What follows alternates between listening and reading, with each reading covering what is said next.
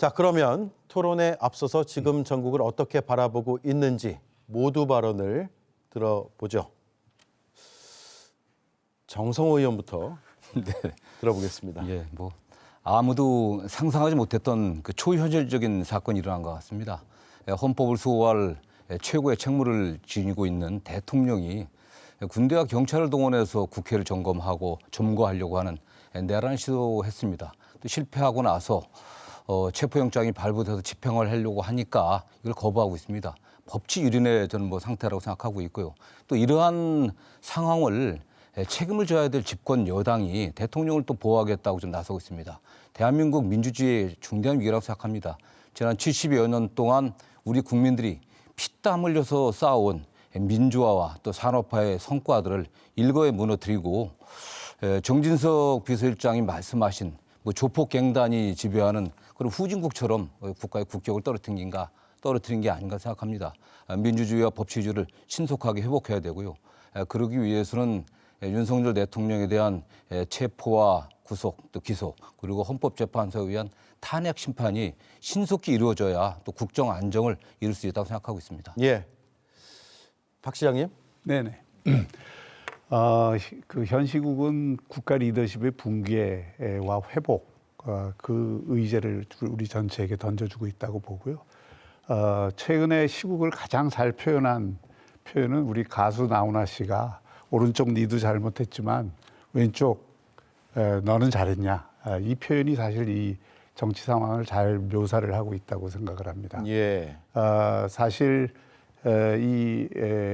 우리 사회에서 이런 권력 남용, 그것은 행정 권력의 남용과 입법 권력의 남용, 이 두 가지가 지금 충돌하는 과정에 있고, 그 과정에서 누구도 이 정상적인 적법 절차와 그리고 자기 자신의 원칙에 따라서 회복 과정을 주도하지 못하고 있다는 것이 이 국면을 빠져나가는 데 어려움을 겪고 있다고 생각합니다. 다만 한국 사회는 회복력이 굉장히 빠른 사회고, 또 이번 계엄이라고 하는 뭐 잘못된 조치죠. 그런 조치를 극복하는 과정에서도 우리 사회가 굉장히 잘 조직된 체계라고 하는 것을 보여주고 있고, 제가 제일 걱정했던 것은 이제 경제에 주는 충격, 이것을 굉장히 걱정했는데, 충격이 없을 수는 없겠지만 그래도 그것을 관리하는 우리 사회의 역량을 지금 보여주고 있는 것이 그나마 다행이고요.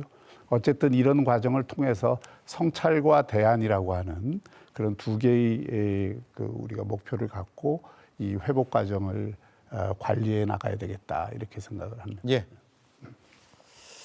글쎄요, 뭐 정치 좀 나눠서 볼 필요는 있을 것 같아요. 저는 정치 일반에 대해서는 제가 어디 가서 국회의원 했다, 저도 대통령실에서 정부수석 했다, 이런 얘기가 좀 자랑스럽게 얘기하기가 좀 부끄러울 정도로 우리 정치가 한심했던 건 사실이에요.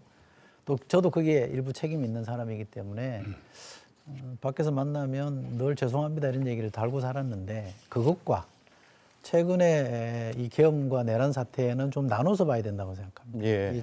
이 계엄과 내란 사태는 여야 공동의 책임으로 묻기에는 너무 일탈의 행위고 쉽게 말하면 미친 짓이기 때문에 이거는 저는 준엄하게 윤 대통령이 오롯이 책임져야 될 문제인 것이고, 그 이후에 전후 과정을 따져보면 또 하나 일종의 공범이라고 할 수 있는 국민의힘에다가 책임을 물어야 되는 것이지, 이거를 정치 일반에게 우리 정치가 이렇게 나빠졌으니 못났으니 이런 상황이 온 거 아니냐, 여도 잘못했고 야도 잘못했다, 좌도 잘못했고 우도 잘못했다, 이렇게 하는 거는 일반적인 우리 정치를 나무라는 거는 적절할지 모르겠으나, 최근에 이 계엄과 내란 사태를 설명하는 거는 좀 부적절하다고 생각합니다. 그래서 나누어서 책임은 준엄하게 물어서 일벌백계 해야 되고요. 다시는 이런 시도조차 못하게 만들어야 되는 게 한 축에 있고, 다른 한편으로는 그렇다면 이런 사태가 용인되게끔 또는 그런 걸 상상할 수밖에 없어, 상상을 가능하게 했던 그 구조적인 문제점, 제도적 문제점을 잘 살펴서 해결하는 노력은 그 다음에 또 필요한 것인데, 저는 이 두 개를 섞는 것 자체가 이 지금의 현실을 호도하는 거라고 생각하기 때문에 문제는 잘 분별해서 나눠서 봐야 된다고 봅니다. 예. 저는 사실 제가 정치를 시작한 게 2012년인데요. 그때부터 정치는 꾸준히 이상한 방향으로 흐르고 있었다라는 생각을 하는데, 그 중심에 검투사 정치가 있었다, 이런 생각을 합니다. 검투사 정치라는 건 상대를 쓰러뜨리기 위해서 이제 살기 위해서 죽이기 위해서 하는 이제 정치라고 저는 보는데요. 예전에 김대중 대통령께서 정권 교체를 이루고 난 다음에 그 다음에 제 기억에는 정치 보복이라고 할 만한 것이 있었다는 생각이 안 들었습니다.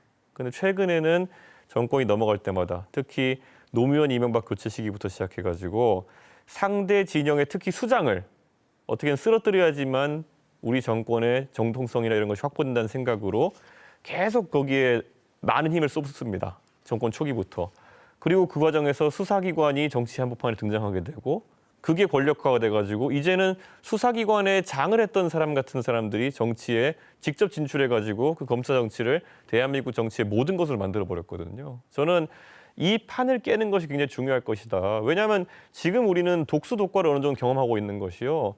저도 지난 대통령 선거에 한복판에 있었고 일정 부분 제가 반성하는 부분도 있지만은 지난 대통령 선거에서 우리가 국민의 삶에 중요한 정책 아젠다를 다룬 것이 기억이 나지 않습니다. 예. 그것이 이재명 후보의 공약이든 윤석열 대통령의 공약이든 경제 공약, 교육 공약, 안보 공약, 토용 공약 정말 기억 안 납니다. 그게 왜 그렇겠습니까?